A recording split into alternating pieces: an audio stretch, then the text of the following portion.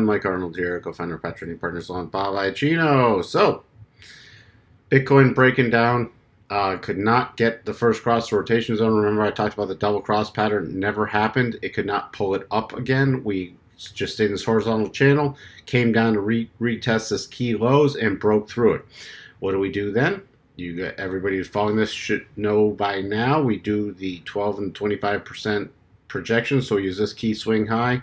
This lowest low from the horizontal channel gave us 84.03 and then 83.17 coming down, stopping right at this cluster area, then coming down and closing on the 83.17 area right here, dipping slightly below, but remember we focus on closing prices, coming back to the rotation zone and this other cluster at the 8400 level. So key resistance, we're just going to be watching this 8400 level because the rotation zone is coming down to the 4 hour. If we did break through there, we'd be watching about 85.50 again to the upside based off the 4 hour chart.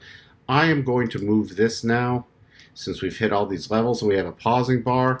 So if we rotate down again, we'll be watching about 81.80 to 81.55. That's the next cluster. Then below that, 88,070. So those are the key levels of downside based off the 4 hour. You know, on any rally, you'd have to get through the rotation zone. Then we just watch the other side of this horizontal channel. So if we got back through the rotation zone, we'd be watching for key resistance about 8,700. Daily chart. Let's see where we stand now. You see here, look at that. Straight to the bottom of the rotation zone also. So that was really nice. This is where you can combine time frames. 4 hour chart, we had that level there and the bottom of the rotation zone. So if you're watching both of them, that's the key area.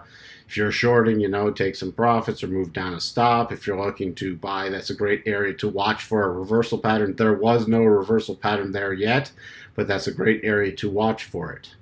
Coming in at this 8,069, just below that, about 8,020, we have the 50 period moving average, so we have a lot of support down here on the daily chart.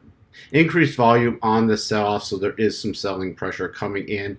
We're still with the rotation zone, so it's still in somewhat bullish mode unless we close below the rotation zone. Switching over to Ethereum. Ethereum, same thing, breaking down from the horizontal channel, did the projections down to this key low on January 20th. Gave us a 158.92, stopping dead on it and moving back to the rotation zone. Next level down from there is 156.66. So rotate back down, watch for 158.92, then 156.66.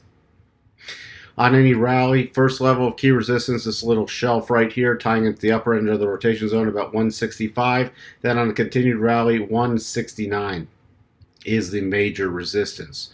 Switching over to the daily chart. Daily chart for Ethereum. Let me move these out of the way.